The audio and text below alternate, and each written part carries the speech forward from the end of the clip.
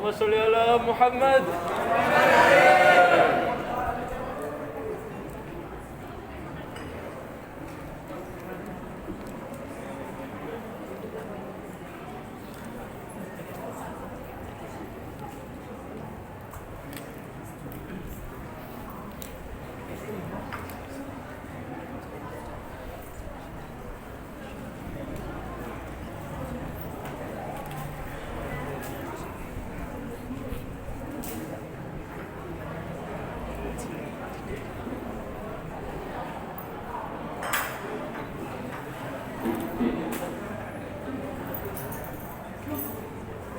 Assalamualaikum warahmatullahi wabarakatuh. Waalaikumsalam warahmatullahi wabarakatuh.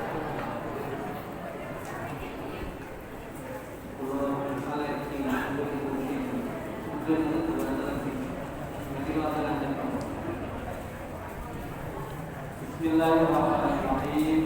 Alhamdulillahirabbil alamin. Allahumma shalli wa sallim ala sayyidil mursalin sayyidina wa habibina wa syafi'ina wa qurrati a'yunina Maulana Muhammad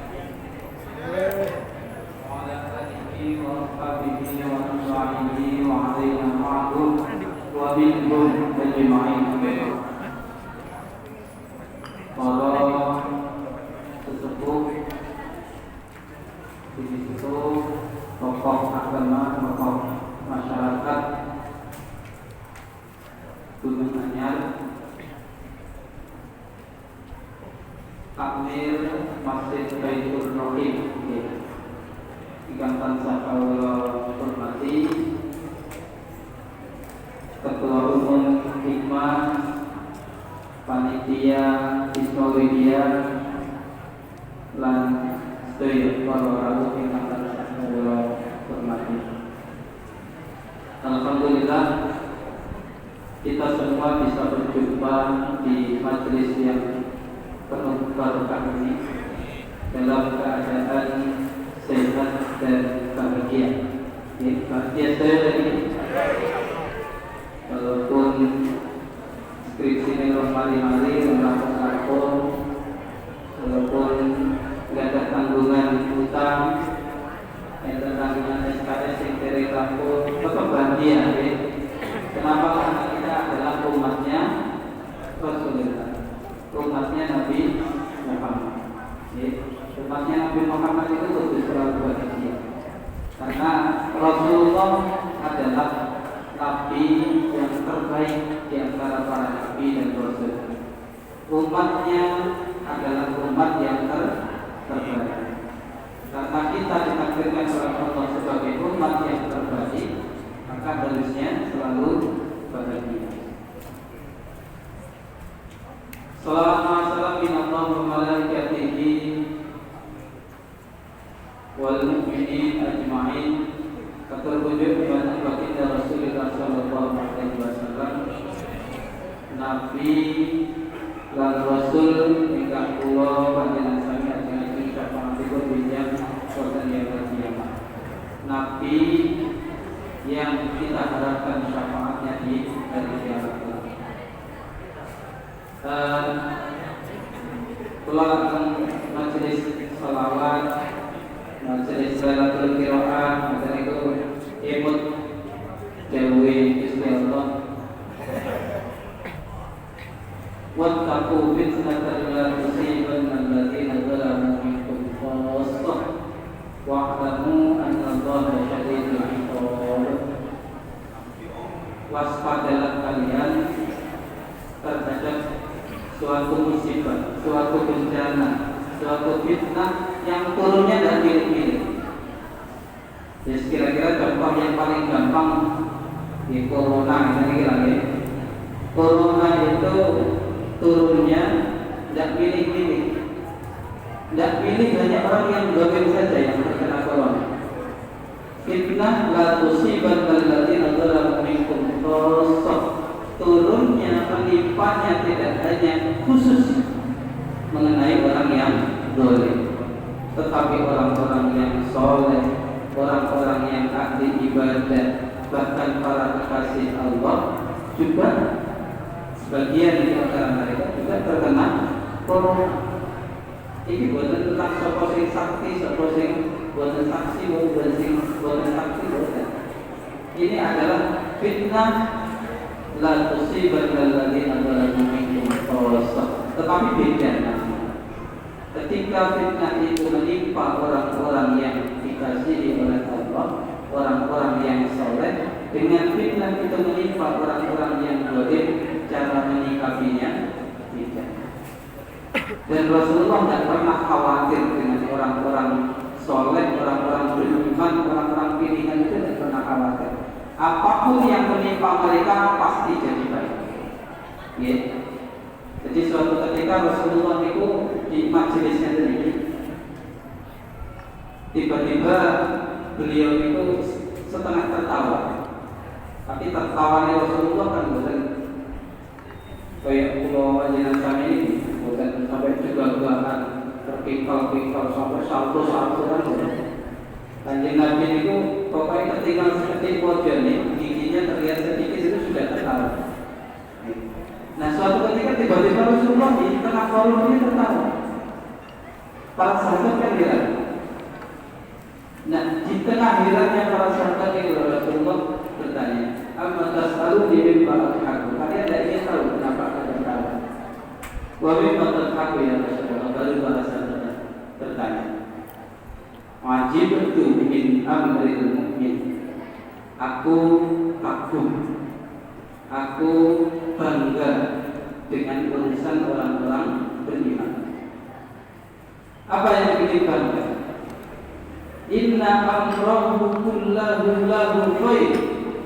Ini dawuh Kanjeng Nabi. Semua yang menimpa, yang mengenai, yang diterima oleh orang beriman itu pasti menjadi baik, bernilai kebaikan untuknya. Kenapa? In asabahu sarra syakar.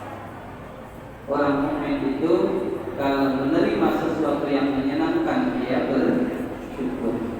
Maka syukur itu menjadikan apa yang dia diterima menjadi lebih berkah, lebih baik.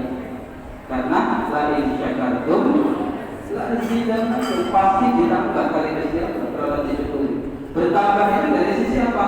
Ya kualitas, kuantitas, jumlah ditambah, bobot nilainya juga ditambah.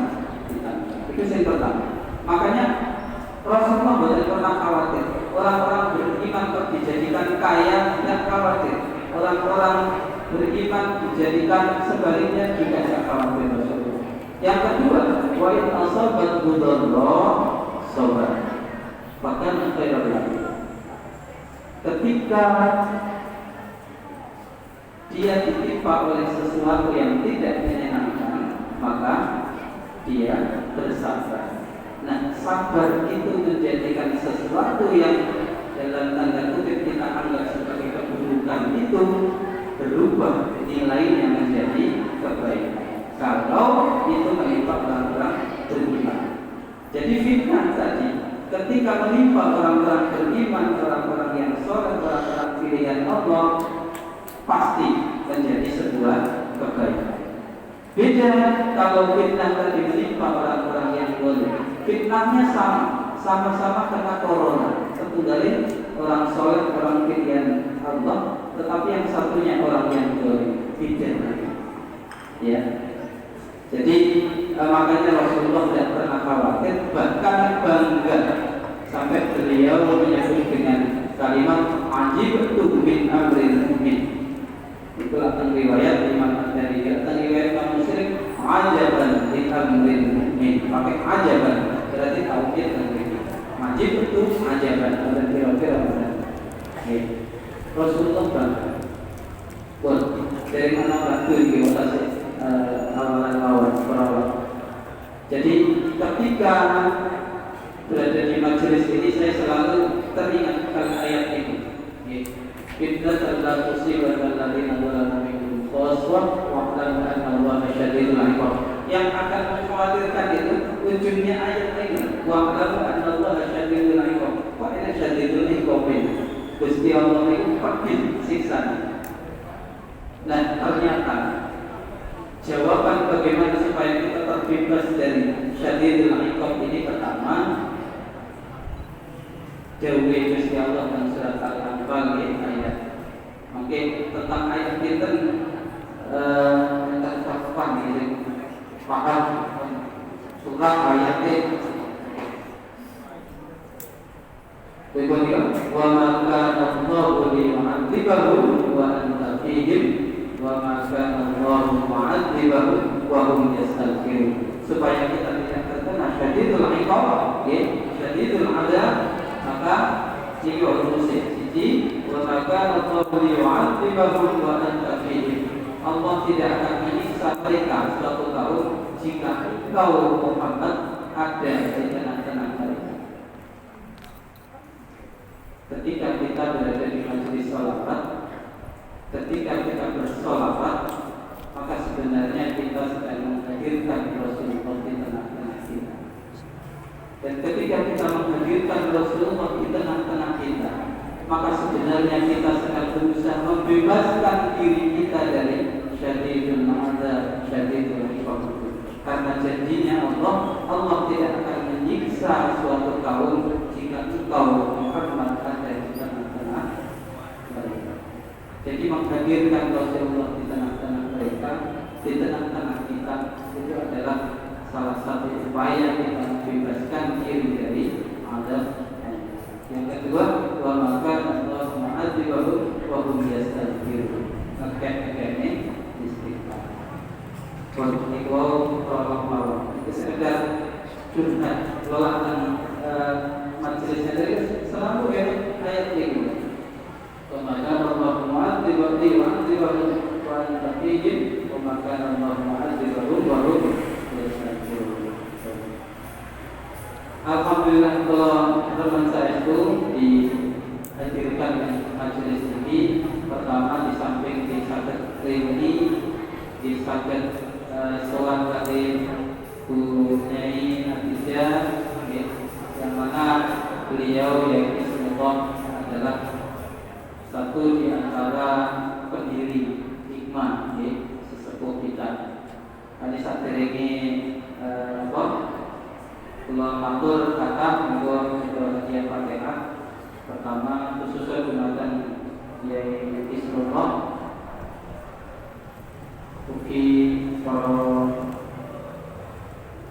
asis hikmah dan pendiri hikmah, termasuk senior-senior kita yang telah mendahului kita dari hikmah, khususnya Ustaz Abdul Rahim, Cak Elvis, dikenali Cak Elvis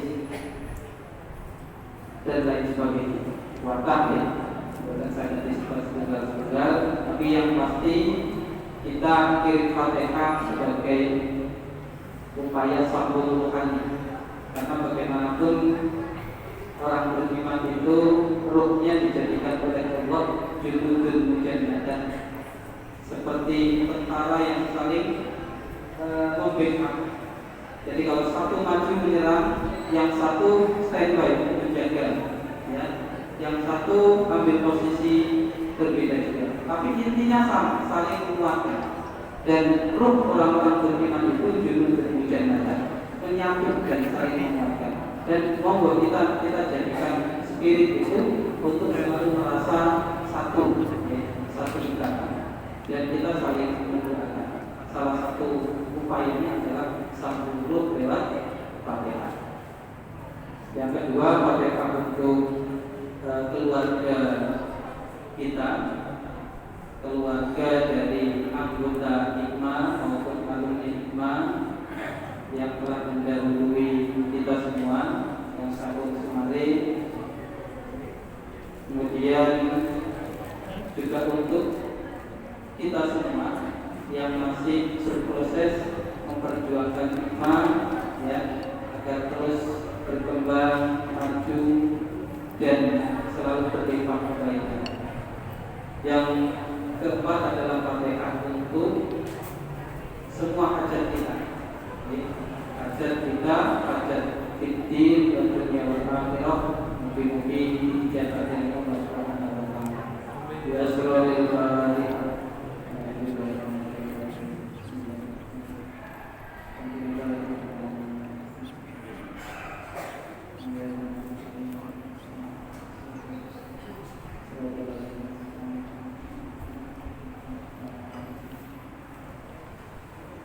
Al-Fatihah.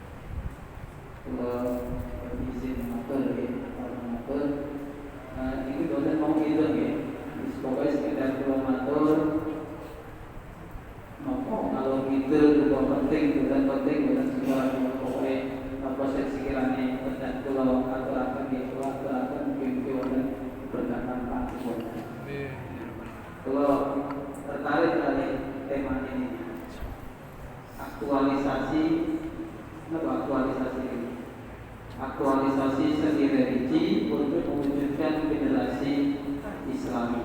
Nah, tentang ini menarik di tema. Ini sih jelas kunci berkembang kolom SJ dan pasti sudah luar biasa ya. Saya tidak punya kepentingan untuk mendebat atau menguji apa maksudnya ini, tetapi sekedar mendialogkan, menambah ya, melalui konten apa yang saya maksud. Bismillah, kalau mulai mungkin lagi era society ini kan tidak perlu bisa dibahas. Jadi memang era kita sekarang ini generasi Islami itu pertama pertanyaan besarnya adalah Islam itu apa? Ya. Sebelum kita menisbatkan, sebelum kita memberi nisbat kepada generasi itu dengan kata Islami, paling tidak kita harus tahu Islam itu apa. Islam itu setidaknya bisa kita pahami dalam dua term atau dua jalur atau lajur. Pertama, kalau Islam itu dipahami dalam dimensi spiritual, dimensi mawaris, jalur dimensi spiritual, maka Islam itu adalah penghambaan. Aslam tulillah berarti aku menyerahkan diri kepada Allah. Inni wajjahtu wajhiya lilladzi fatara as-samawati wal ardh hanifan musliman. Hanifan musliman, lurus dan muslim, berserah diri. Ini dimensi spiritual. Jadi ketika kita mengatakan bahwa saya berislam, berarti saya berserah diri kepada Allah. Di dimensi ini saya yakin saya berhusnudzon, betul-betul saya ini berlaku sudah selesai nanti. Sekarang saya masuk ke dimensi kedua, dimensi sosialnya. Islam itu apa? Islam itu al-muslim. Nah, kita masuk ke siapa muslim dulu. Al-muslimu man salim al-muslimuna min lisanihi wa yadihi. Iku sing masyhur wonten apa? Tapi wonten riwayat sing boleh saking An-Nasa'i. Al-muslimu man saliman nasu, bukan muslim malis, bukan muslim. Al-muslimu man saliman nasu min lisanihi wa yadihi. Muslim itu adalah orang yang lisan dan tangannya tidak mengganggu orang sekitar, khususnya yang sesama muslim. Tetapi kalau riwayat An-Nasa'i manusia, kalau sudah menyebut dengan kata nas, berarti ini pun lintas agama, lintas budaya, lintas negara, lintas suku, semua manusia. Tangan dan lisannya tidak menimbulkan kegaduhan, tidak menimbulkan manusia lain celaka. Itu minimal. Lebih dari itu, idealnya mengupayakan salam, gitu. Jadi Assalamu Muslim itu kalau dimaknai dalam dimensi sosial berarti menyelamatkan. Assalamu Muslim Islam berarti menyelamatkan atau mewujudkan salam. Dan dalam setiap sholat kita pasti ditutup dengan itu. Itu pesan dimensi sosialnya. Mengapa kita menghadap ke kanan? Assalamualaikum dengan di situ ke kanan. Semua yang di kanan kita, semua yang di kanan kita menghadap ke kiri. Assalamualaikum. Semua yang di kiri kita dengar. Padahal kalau Ka'bah ini di tengah, kemudian kita sholat menghadap Ka'bah. Ini waktu menghadap kanan kan muternya sama kiri. Si kanan salam ke kanan lagi, akhirnya balik kenapa dia? Assalamualaikum, salam untuk kalian yang di sebelah kananku. Si kanan terus bagi sampai si sebelah kiwanya aja dengan assalamualaikum balik itu dengan gitu. Itu sholat. Waktu lama balik kiri gimana? Ngadep kiri gimana? Maka akhirnya balik. Itu waktu sholat. Di luar sholat, ketika bertemu kita kan disunahkan juga ucapnya salam. Afsyus salam bainakum, tebarkan salam di antara kalian. Gitu. Ribut salam. Assalamualaikum. Artinya keselamatan untuk kalian. Nah, kalau keselamatan dengan selamat terus wonge nyingkrit di waktu logis nomor. Wih, selamat ya. Wonge di waktu masuk akal nomor. Dan masuk akal. Berarti dengan selamat tapi terus di antar waktu. Berarti dengan selamat wonge nyingkrit di santai misalnya. Ini kan berarti betul logis. Berucap selamat wong ini keren dirasani kan gitu logis. Nah berarti asal yuslimu dalam dimensi sosial ini adalah mengupayakan salam, mengupayakan selamat atau minimal saliman nas min lisanihi wa yadihi. Lisan itu apa? Lisan itu secara fisik ini, tetapi dalam konteks era society lisan kita bisa berbentuk update status, gitu, bisa bergens dan seterusnya. Itu dalam era sandi, era digital. Tangan gimana? Tangan itu kalau kita kontekstualisasikan, setiap kita ini punya tangan. Secara fisik tangannya ini. Tetapi secara konteks maka yang jadi pejabat maka tangannya itu adalah jabatan. Mengupayakan salam dengan jabatan.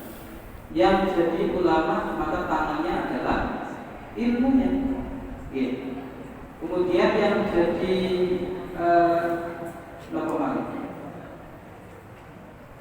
disingkat dari apa-apa tangan dia minimal berdoa ini kok. Kuasa, kemampuan daya yang diberikan oleh Allah itu bisa kita maknai sebagai tangan. Ketika daya, kuasa, kekuatan yang diberikan oleh Allah itu kita upayakan untuk menebarkan salam atau minimal tidak melakukan hal-hal yang bertolak belakang dengan konsep salam itu, maka sebenarnya kita sedang berislam. Nah, generasi yang Islami bagaimana? Generasi yang Islami kalau kita kaitkan dalam penerjemahan ini berarti generasi yang menebarkan salam, generasi yang mengupayakan salam, minimal generasi yang tidak melakukan hal-hal yang bertolak belakang dengan konsep salam itu. Itu yang pertama. Kemudian geser balik lagi. Seni religi. Ini dalam konteks iman. Seni religi kalau di iman itu kira-kira tilawah, sholawat, ini MC masuk seni religi apa? Iya, masuk ya. Dakwah, juga ini semua bidang-bidang di iman itu masuk dalam ranah seni religi. Semua pakai seni. Nah, sekarang ini dalam ketika ini seni religi ini sedang kita geluti, sebenarnya apa yang kita cari ketika kita sedang berada di kubangan berada di lingkar seni religi itu sebenarnya apa yang sedang kita cari? Apa yang sedang kita latih? Apa yang sedang kita upayakan? Sebenarnya saya mengutip jauhnya Abdul Aziz. Di hikmah itu sebenarnya kalian sedang mengolah rasa. Jelas dari Abdul Aziz tadi. Kalian berada di hikmah itu sebenarnya sedang mengolah rasa, belajar olah rasa. Sehingga bidang tilawah berarti belajar tilawah, mengolah rasa di dalam melalui tilawahnya. Yang di bidang sholawat berusaha melatih rasa di dalam melalui sholawatnya. Yang di bidang dakwah juga sedang belajar mengolah rasa dalam bidang dakwahnya. Yang di MC juga begitu. Yang oleh Bang Departemen dulu bidang departemen, sekarang departemen sendiri. Artinya kita berproses di hikmah itu sebenarnya sedang melatih rasa, melatih daun yang sebenarnya telah dianugerahkan kepada oleh Allah kepada kita semua. Mengapa harus dilatih daun ini? Karena berislam, saya hubungkan, berislam itu kalau tidak dibarengi dengan daun, maka yang ada hanya hitam dan putih. Beriman juga begitu.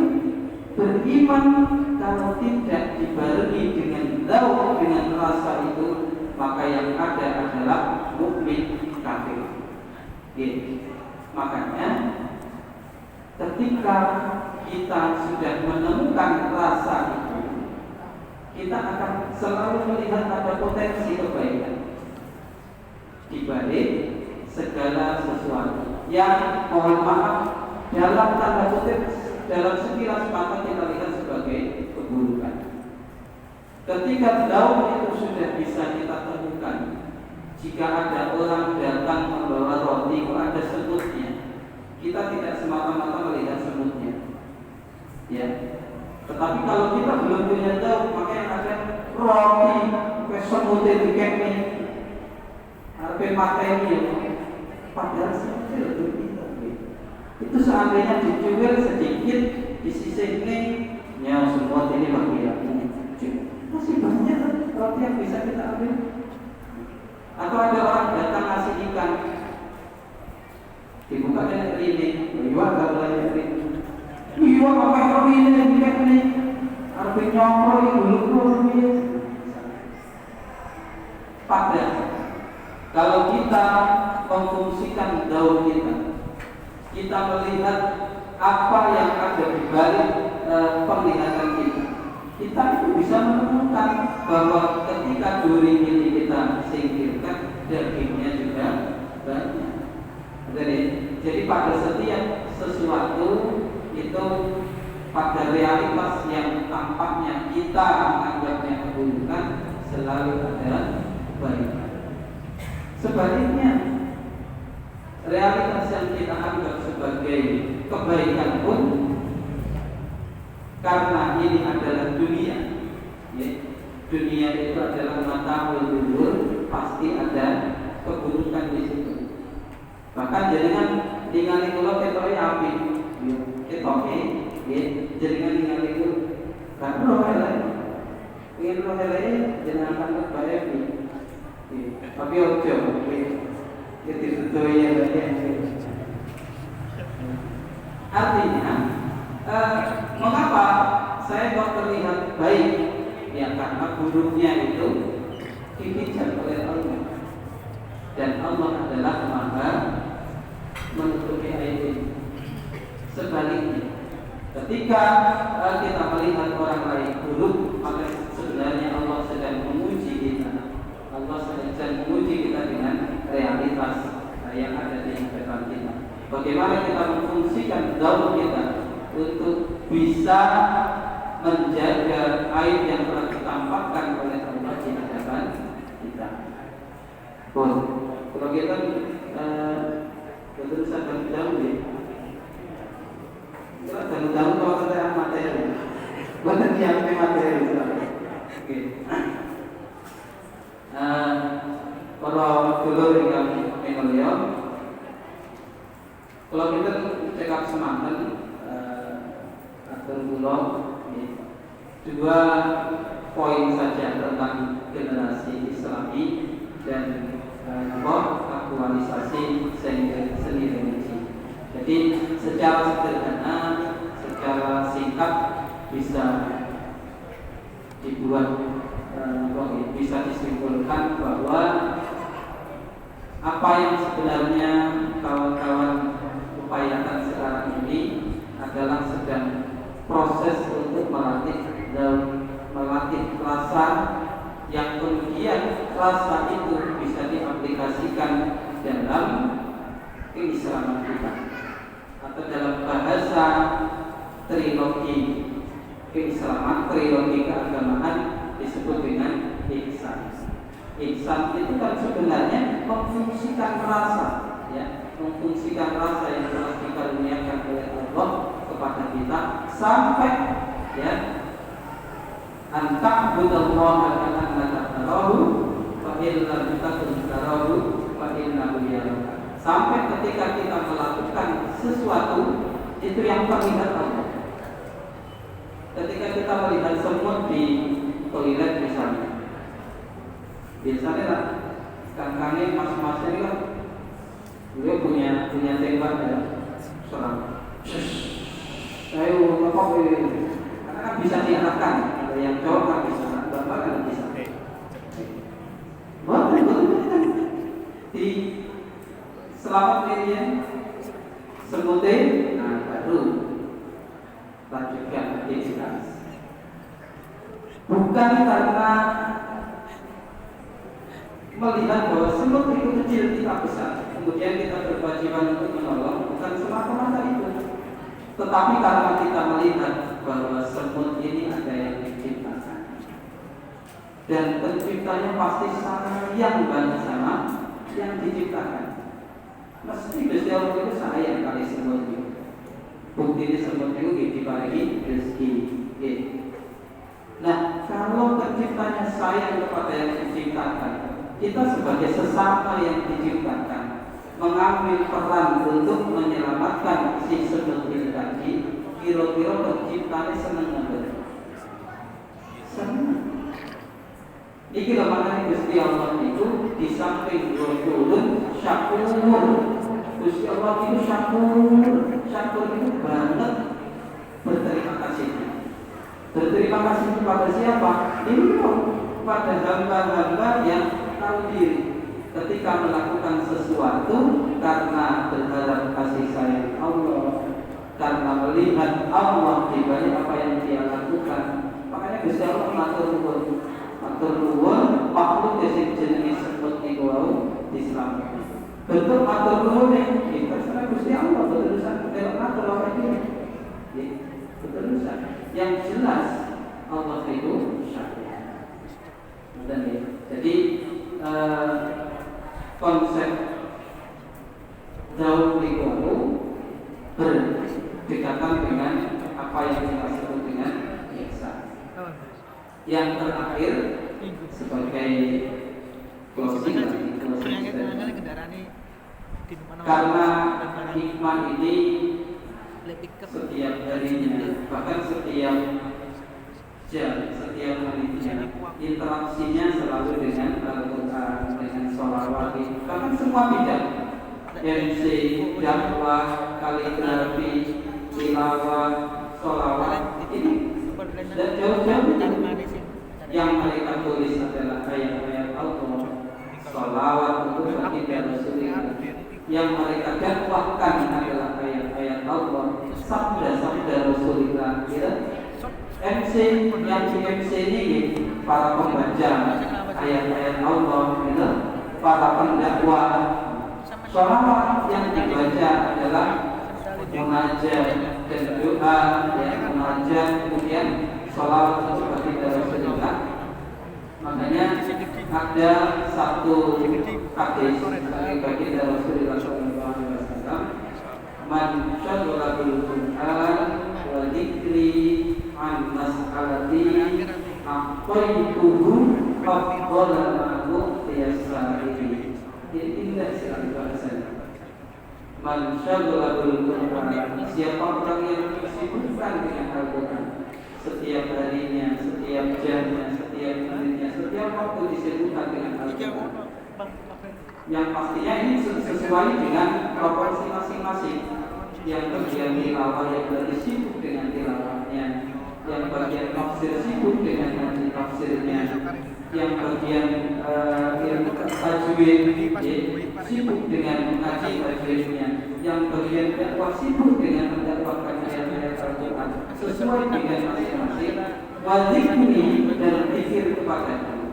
Siapa yang disibukkan oleh Al-Quran dan disibukkan dengan zikir kepadaku, al-mas'alati, ini perlu digarisbawahi sampai boleh sempat dulu. Al-mas'alati sampai dan sempat meminta kepadaku. Ada tidak yang seperti ini? Siang malam sibuk dengan aktivitas Quran, apalagi yang jadi pengurus CGH,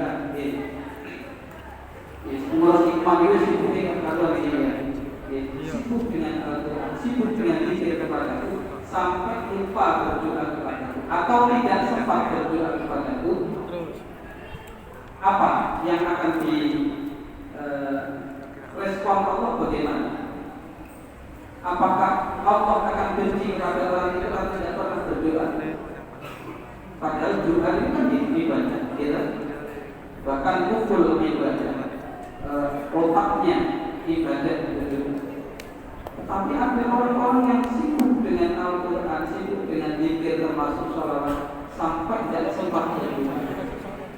Jaminan dari Allah, apa itu aqwala ma mu'tiyasani. Aku tetap akan memberinya anugerah, bahkan yang terbaik, lebih baik dari orang-orang yang meminta, dan lebih baik dari orang-orang yang setiap harinya berdoa. Berdoa itu luar biasa, bentuk penghambaan kepada Allah. Gitu. Ngaku bahwa diri ini lemah dan Allah yang maha kuat. Itu kan sudah luar biasa, penghambaan yang luar biasa. Tetapi orang yang sibuk dengan Quran, sibuk dengan zikir, sholawat, sampai tidak sempat berdoa, tanpa berdoa mereka sudah diberi oleh Allah pemberian anugerah yang terbaik dari Allah untuk orang-orang yang seperti halnya orang-orang pendoa yang terbaik. Kira-kira kalau bisa disederhanakan, pertama yang ahli doa ini kan peminta, gitu, peminta. Kalau peminta sesama manusia mungkin dianggap itu kurang bagus secara nilai sosialnya. Tetapi kalau peminta kepada Allah, nilainya justru tinggi.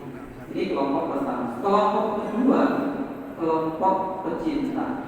Adalah kira-kira ya, orang saking cinta kalian Gusti Allah, saking cinta kalian Al-Quran, sampai hari-harinya, jam-jamnya, menit-menitnya, siang malamnya disibukkan dengan Al-Quran.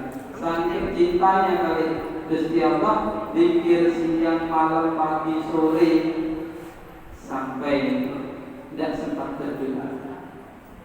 Ternyata anugerah yang diberikan oleh Allah untuk pecinta ini lebih besar dibandingkan anugerah yang diberikan untuk peminta. Makanya ngomong, Kalau panjenengan sami pilih menjadi peminta-minta kepada Allah atau menjadi pecinta Allah. Ketika kita menjadi peminta kepada Allah juga diberi oleh Allah. Tapi kalau kita menjadi pecinta Allah, maka Allah memberi sesuatu yang lebih berharga dibanding apa yang diminta oleh para peminta. Dan aktivitas yang siang malam setiap hari dilakukan oleh dulur-dulur hikmah ini, kalau diniatkan lurus, maka bisa masuk kategori aktivitas pecinta. Betul ya?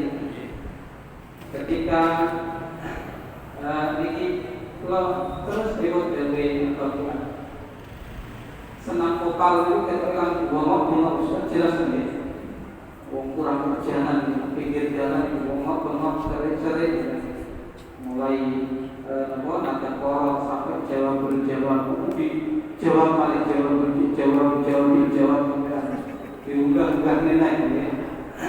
Sampai tidak ketemu jawaban, berarti suaranya nenek. Itu kalau ingin bernilai tinggi, monggo diniati ngerambut suara untuk memperindah Al-Quran. Itu akan berkorban. Olah nafas, setiap tarikan nafas diniatkan untuk menguatkan nafas kita untuk menjaga keutuhan makna dari ayat-ayat Allah. Karena kalau sampai kita memotong ayat itu tidak pada tempatnya, maknanya kan sudah tutup balik. Nafas itu tetap kuat nih, supaya sampai jauh keutuhan ayat ini. Nilainya akan luar biasa. Oke, layu kan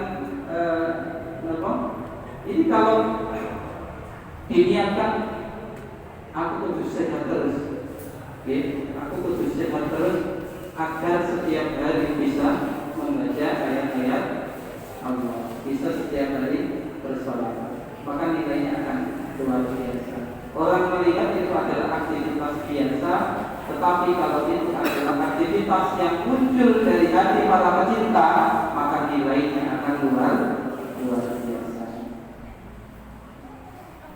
Begitu. Pun entah materi itu pun mimpi ikan kura sampai akan juga wonten fadilah dan manfaat pun, dan yang pasti banyak sekali kekeliruan ya. Dan itu menunjukkan bahwa saya ini adalah manusia yang bergelimang salah, bergelimang dosa, dan berpotensi besar untuk melakukan kekeliruan. Mungkin Gusti Allah paling maghfirah, paling ampunan untuk saya dan untuk jenengan sedaya, untuk semua. Al-Fatihah.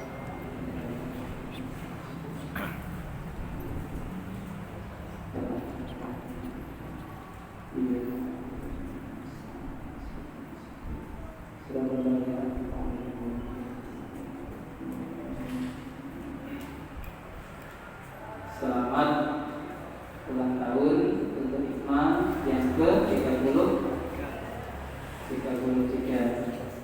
Semoga pokoknya masih api nanti tambah suwe, tambah api kali Hikmah ini api kali kita sebagai semua orang yang terlibat dengan Hikmah, yang masih berjuang atau yang sudah berjuang atau yang akan berjuang, termasuk keluarganya Hikmah, ya, keluarga Hikmah, partisipan, dan pokoknya semua yang bertanggung.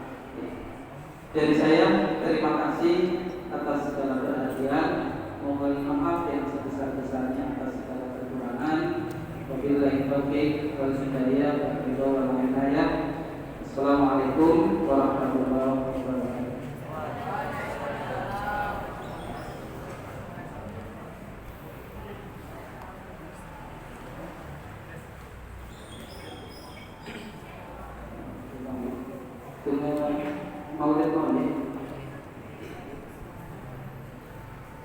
Allahumma salli wa sallim wa barik alaihi.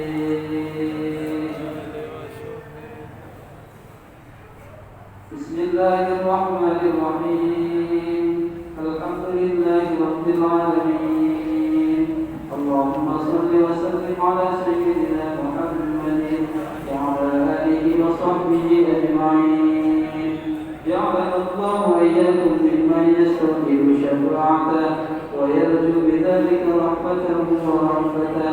اللهم بحرمة هذا النبي الكريم وآله وأصحابه السابقين على منهجه الطويل اجعلنا من خلال أمته واسترنا بذلك حرمته واحفظنا غدا في زمرته واستعمل ألسنتنا في مداحه ونصرته وأحينا متمسكين بسنته وطاعته وأمتنا على حبه وجماعته. اللهم أدخلنا بعد الجنة فإنه أول من يدخلها وأنزلنا معه في قصورها فإنه أول من ينزلها وارحمنا يوم يشفع بالخلائق فترحمها. اللهم ارزقنا زيارته في كل سنة ولا تجعلنا من الغافلين عنك ولا عنه قد رسنا. اللهم لا تجعل في مجلسنا هذا أحدا إلا غسلت بماء التوبة ذنوبا وسترت برداء المغفرة عيوبا. اللهم إنه كان معنا في السنة الماضية إخوان منعهم القضاء عن الوصول إلى مثلها فلا تحرمهم من ثواب هذه الساعة وفضلها. اللهم ارحمنا إذا صرنا من أصحاب القبور ووفقنا لعمل صالح يبقى سلام على ممر الدهور. اللهم اجعلنا لآبائك ذاكرين ولنعمائك شاكرين وليوم لقائك من الذاكرين وحين بطاعتك مشهودين. وإذا توفيتنا فتوفنا غير مفتونين ولا مفتونين واغفر لنا منك بخير أجمعين. اللهم اكفنا شر الظالمين واجعلنا من فتنة هذه الدنيا سالمين. اللهم اجعل هذا الرسول الكريم لنا شفيعا وارزقنا به يوم القيامة مقاما رفيعا. اللهم اسقنا من حوض نبيك محمد صلى الله عليه وسلم شربة هنيئة لا نظلم بعدها أبدا واحفظنا تحت لوائه أبدا. اللهم اغفر لنا به ولآبائنا ولأمهاتنا ولمشايخنا ولمعلمينا وذوي الحقوق علينا ولمن أجر هذا الخير في هذه الساعة ولجميع المؤمنين والمؤمنات والمسلمين والمسلمات الأحياء منهم والأموات إنك كريم مجيب الدعوات وقاضي الحاجات وغافر الذنوب والخطيئات يا أرحم الراحمين. وصلى الله على سيدنا محمد وعلى آله وصحبه وسلم. سبحان ربك رب العزة عما يصفون وسلام على المرسلين والحمد لله رب العالمين. بسم الفاتحة.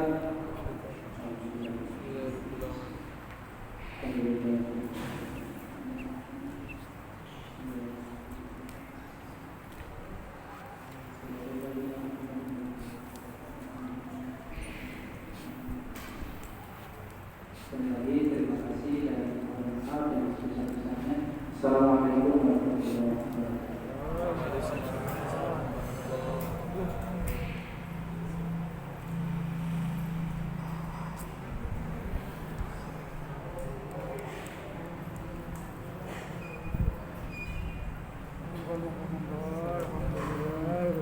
Terima kasih disampaikan. Selanjutnya, penyerahan sertifikat oleh Ketua Pelaksana Saudara Syahrul Baidowi kepada Ustaz Ibnu Hajar Ansori.